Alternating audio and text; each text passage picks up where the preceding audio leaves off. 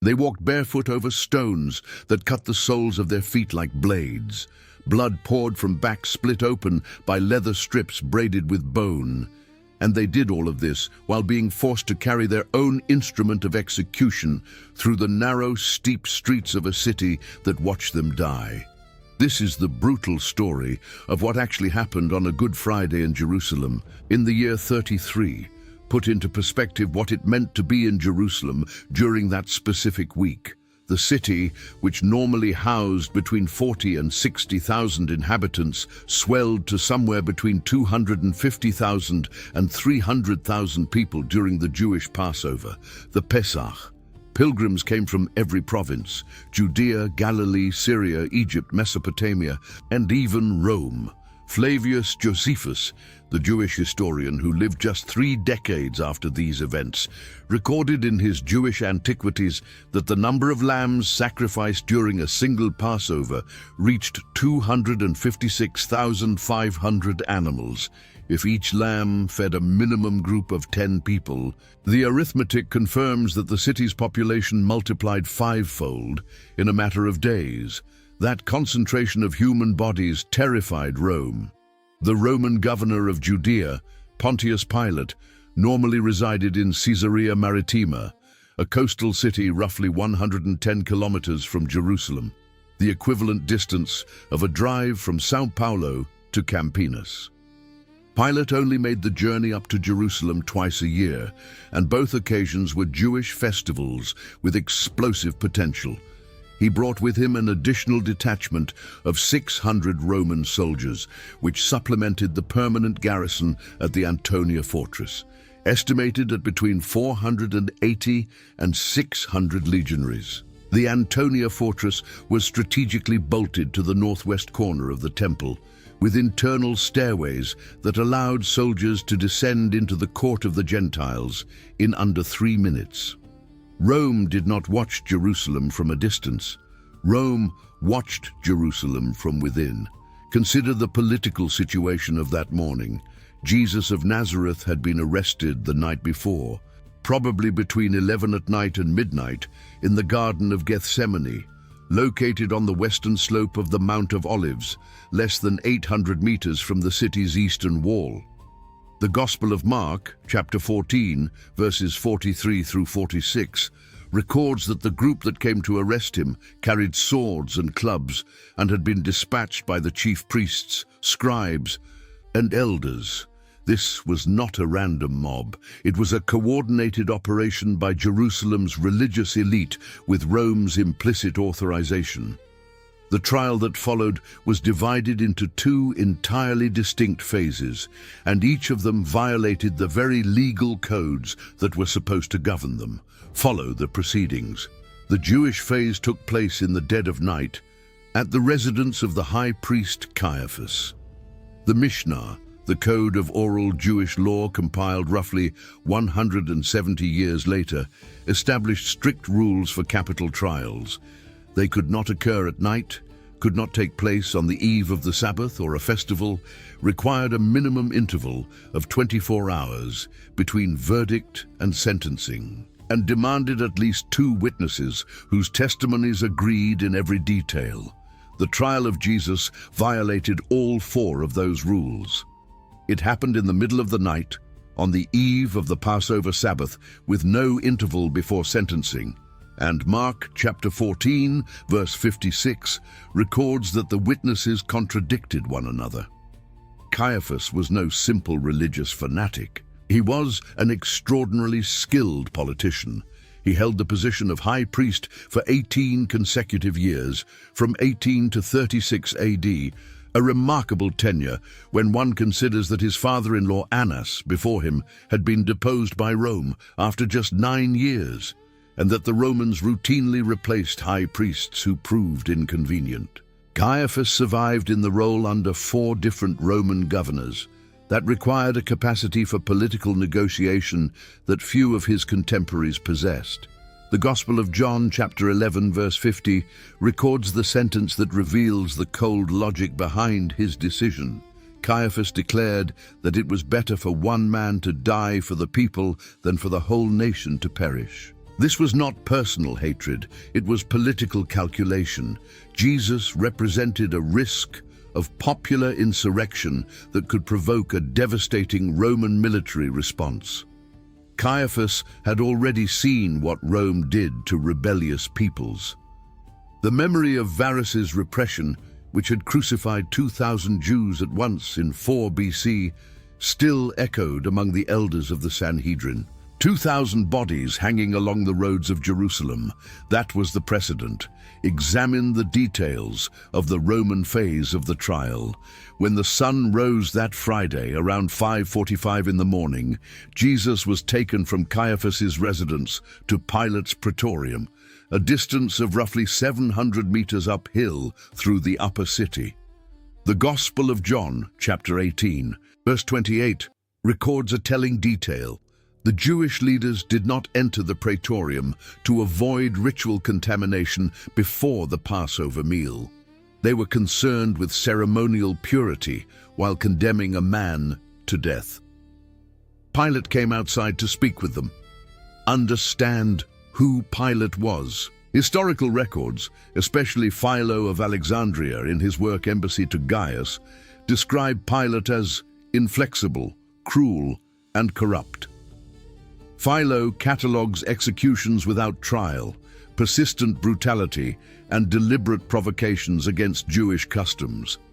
Pilate was not a hesitant magistrate who washed his hands out of moral weakness. He was a hardened colonial administrator who calculated every decision in terms of political survival. The Emperor Tiberius in Rome had already reprimanded him at least once for stirring up unnecessary unrest in Judea. Another revolt during Passover could cost him his post, and in the Roman Empire, losing your post frequently meant losing your life. Luke, chapter 23, verses 6 through 12, records that Pilate attempted to transfer jurisdiction to Herod Antipas, the Tetrarch of Galilee, who was also in Jerusalem for Passover. Herod ruled Galilee and Perea from Tiberias, roughly 150 kilometers to the north.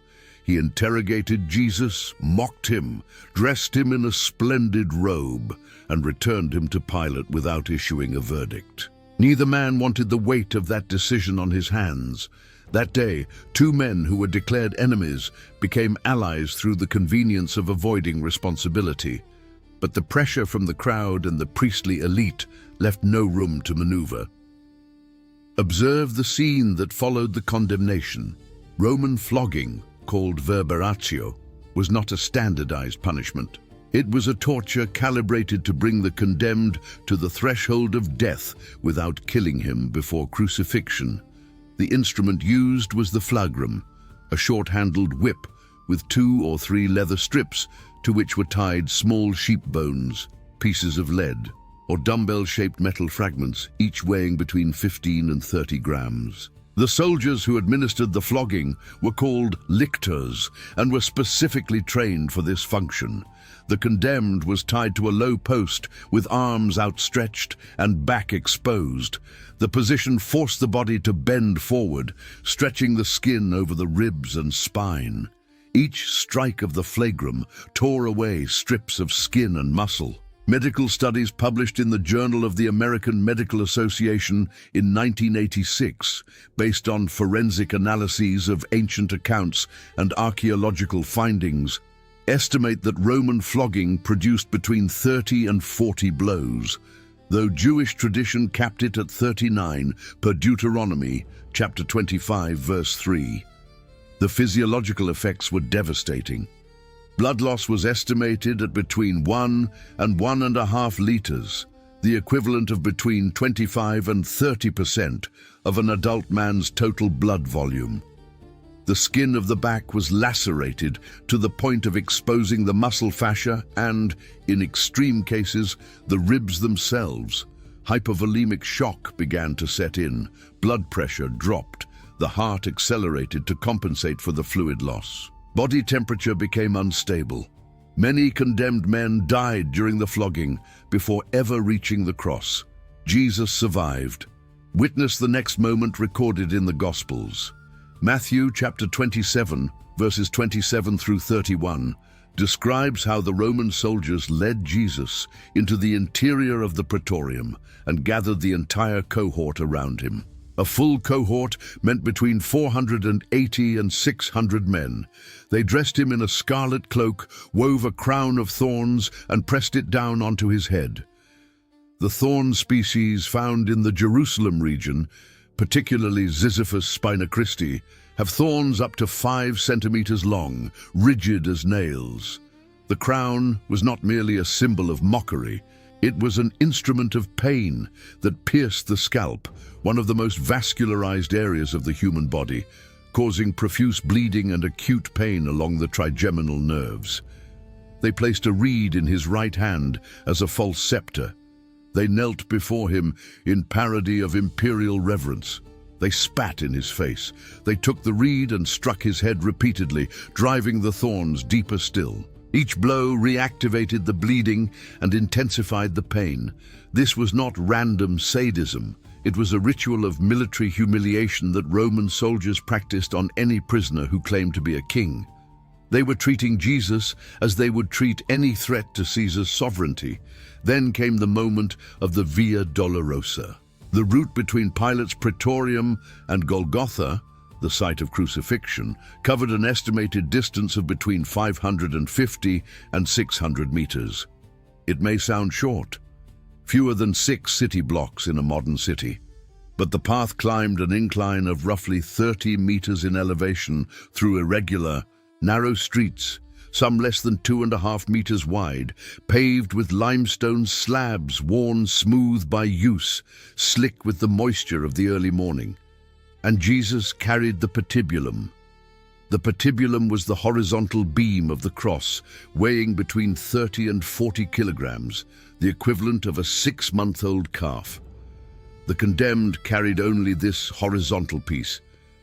The vertical post, called the stipes, was already permanently fixed at the site of execution. Jesus carried that weight across shoulders lacerated by the flogging, each step reactivating the contact between rough wood and raw flesh. Mark, chapter 15, verse 21, records that the soldiers conscripted a man named Simon of Cyrene, who was coming in from the country to carry the cross. Cyrene was located in present-day Libya, more than 2,000 kilometers away. Simon was a Jewish pilgrim from the North African diaspora who had come to celebrate Passover. He was pulled from the crowd by a Roman military practice called angaria, the legal right to compel any civilian into service, and had placed upon his shoulders the weight the condemned could no longer bear. The conscription of Simon was not mercy, it was pragmatism. If Jesus died on the road, the public crucifixion would lose its deterrent effect. Rome needed him to arrive at Golgotha alive. Reckon with the magnitude of what was happening at that site. Golgotha, whose name in Aramaic means place of the skull, was located probably just outside the northern wall of Jerusalem, near one of the city's main access roads. The choice was not arbitrary. Roman crucifixions were deliberately carried out in high-visibility locations. The hanging body served as a permanent warning to everyone entering or leaving the city. It was imperial propaganda written in human flesh. Crucifixion itself was a method of execution that Rome had refined over roughly 500 years, having inherited the practice from the Persians and the Carthaginians. Cicero called it the most cruel and most terrible punishment. The Roman historian Tacitus described it as a penalty reserved for slaves and provincials. No Roman citizen could be crucified, regardless of the crime. It was a death designed to be slow, public, and maximally degrading. Consider the mechanics of being fixed to the cross. The nails used, based on archaeological finds, such as the crucified heel bone of Yehohanan, discovered in Jerusalem in 1968, measured between 13 and 18 centimeters in length and had a square cross-section of approximately 1 centimeter. The nails through the hands were driven into the wrist area, between the carpal bones, specifically between the capitate and the lunate. This position was structurally necessary because the tissue of the palm could not bear the weight of the body. If nailed there, it would tear within minutes. The nail through the wrist passed through or alongside the median nerve, one of the most sensitive nerves in the human body. Every movement produced electric discharges of pain that radiated up the entire arm.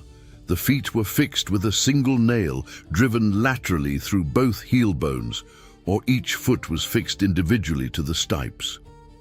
The skeleton of Yehohanan shows that the nail had been driven laterally through the right calcaneal bone, with an olive wood plank used as a washer to prevent the foot from sliding through. Death on the cross did not come from bleeding caused by the nails. The true cause of death was a physiological process called asphyxia by postural exhaustion. Follow the mechanism. With arms outstretched and fixed above, the weight of the body pulled the chest into a permanent position of inhalation. The condemned could inhale, but could not fully exhale. To expel air and breathe again, he had to push his body upward, pressing all his weight against the nails through his heels, scraping his lacerated back against the rough wood of the stipes, and then collapsing again when the muscles gave out. This cycle repeated between 8 and 12 times per minute. With each passing hour, the intercostal muscles and deltoids entered progressive fatigue. The capacity to push up diminished. Carbon dioxide accumulated in the blood. Metabolic acidosis set in. The process lasted between 6 and 36 hours in most documented cases. Mark chapter 15 verses 25 and 34 records that Jesus was crucified at the 3rd hour, approximately 9 in the morning by Jewish reckoning, and died at the 9th hour, around 3 in the afternoon. 6 hours on the cross. A relatively short time, which surprised even Pilate himself, as Mark chapter 15 verse 44 records. The medical explanation for this comparatively rapid death lies in the severity of the prior flogging. Jesus arrived at the cross already in hypovolemic shock, with significant loss of blood and fluids, severe dehydration. He had taken no water since the previous night in Gethsemane, and with his muscular reserves compromised by the accumulated physical trauma. The Gospel of Luke, chapter 22, verses 43 and 44, records that already in Gethsemane, before the arrest, his sweat became like drops of blood. This condition, called hematidrosis, is a rare but documented medical phenomenon caused by extreme stress rupturing the capillaries in the sweat glands. It renders the skin hypersensitive and more vulnerable to subsequent physical trauma. But the suffering on the cross was not only physical. Observe the social dimension of that death. Roman crucifixion included the complete nudity of the condemned.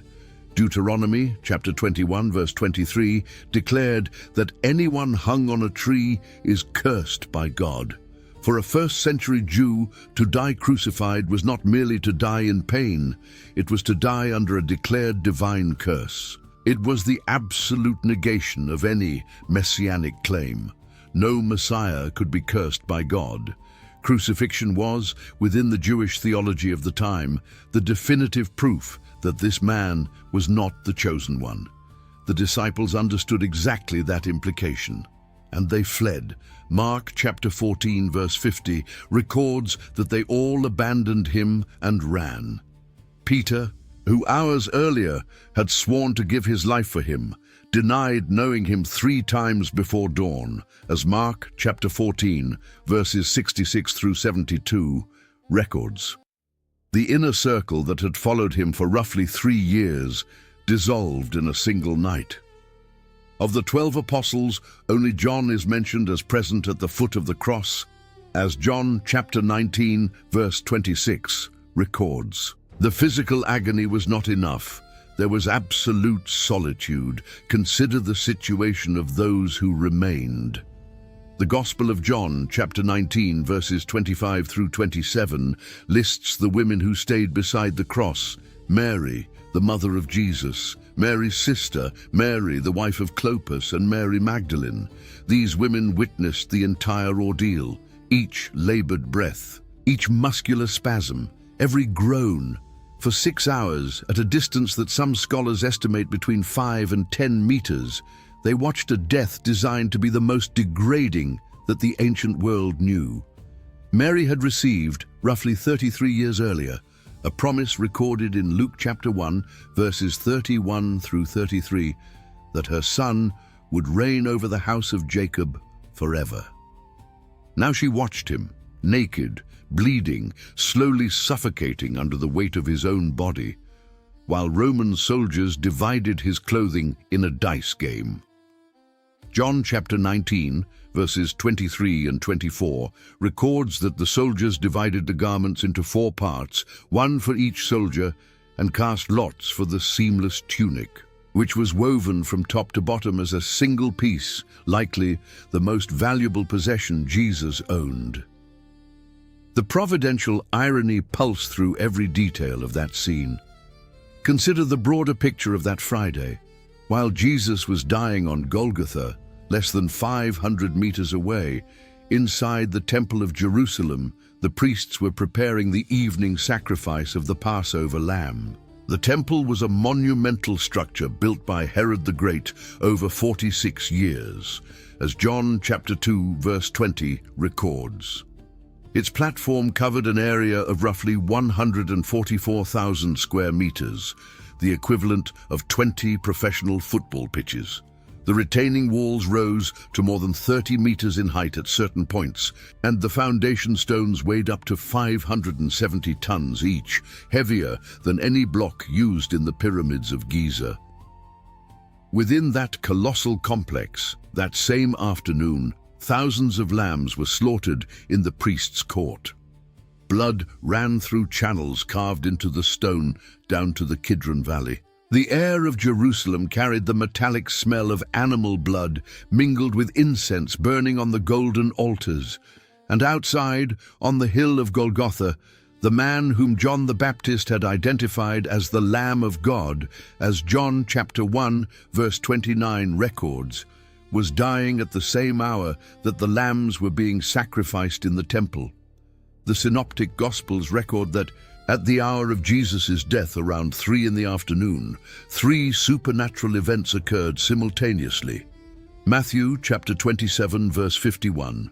The veil of the temple, a curtain roughly 18 meters high by 9 meters wide, woven from 72 braided cords, each composed of 24 threads, according to the Mishnah's description in the tractate Shekalim, tore from top to bottom, not from bottom to top, as a human hand would produce, from top to bottom.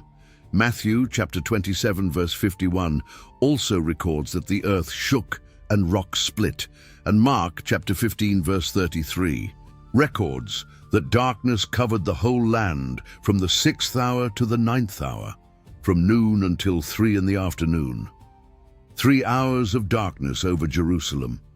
The Roman centurion supervising the execution, a hardened officer with years of military service, trained to administer death as bureaucratic procedure, looked at what had happened and declared the words recorded in Mark chapter 15, verse 39.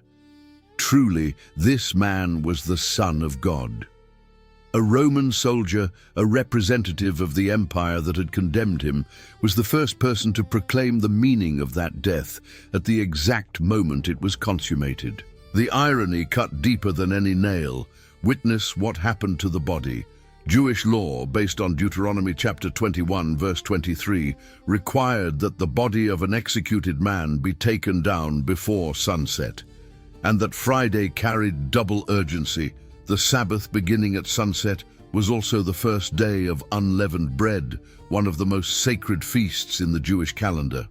John, chapter 19, verses 31 through 33, records that Roman soldiers broke the legs of the 2 criminals crucified beside Jesus, a procedure called Crucifixion, which prevented the condemned from pushing up to breathe, accelerating death by asphyxiation within minutes. When they came to Jesus, they found he was already dead. Rather than breaking his legs, a soldier pierced his side with a spear and blood and water came out. The separation of blood and serum, blood and water, is consistent with the accumulation of pericardial fluid, a sign of acute cardiac failure. Modern medicine recognizes this phenomenon as indicative of cardiac rupture or massive pericardial effusion. Jesus did not die of asphyxiation alone. His heart gave out. Examine the details of the burial. Joseph of Arimathea, described by Mark chapter 15, verse 43, as a prominent member of the Sanhedrin, gathered his courage and went to Pilate to request the body. This decision placed him in direct confrontation with his colleagues on the council who had voted for the condemnation. Nicodemus, mentioned in John chapter 19, verse 39, brought a mixture of myrrh and aloes weighing roughly 32 kilograms, an extraordinary volume normally reserved for royal burials. The estimated cost of that quantity of spices was equivalent to the wages of a common laborer for approximately a full year. They wrapped the body in linen strips with the aromatic spices, following Jewish funerary custom, and laid it in a new tomb carved out of rock, sealed with a circular stone that rolled in a carved channel. The type of tomb that archaeology confirms existed in first-century Jerusalem, with closing stones weighing between 1 and 2 tons, equivalent to the weight of a large automobile. All of this happened in a race against the clock. Sunset that Friday fell around 6:18 in the evening. Between the death at 3 in the afternoon, the removal of the body, the preparation with spices, the transport to the tomb, and the sealing with the stone, Joseph and Nicodemus had, at most, 3 hours. 3 hours to give dignity to the body of a man the entire system had treated as disposable. The Sabbath arrived. Jerusalem fell silent. The disciples locked themselves in a room for fear of the Jews, as John chapter 20, verse 19 records. The Roman soldiers returned to their barracks. The priests purified themselves and celebrated Passover as though nothing had happened. The crowd that had shouted, "Crucify him," went home to their festival preparations. 250,000 people in Jerusalem resumed their lives, while the body of a Galilean carpenter grew cold inside a sealed cave. And so that Friday ended. But what appeared to be the most absolute ending, the total destruction of a messianic claim, the complete scattering of a movement, the definitive victory of Rome and the Sanhedrin over yet another provincial agitator, proved to be the precise mechanism by which something irrevocable was set in motion. The empire that executed him would adopt his message as its official religion in under 300 years. The Sanhedrin that condemned him would cease to exist in under 40 when Rome destroyed the temple in 70 AD. The disciples who fled would die, nearly all of them, executed for refusing to deny that that tomb did not stay sealed. And the most degrading method of execution the ancient world had ever known would become the most recognized symbol in human history, reproduced in gold and worn against the chest of emperors. The most visible failure Jerusalem ever witnessed became the most enduring force the world has ever known.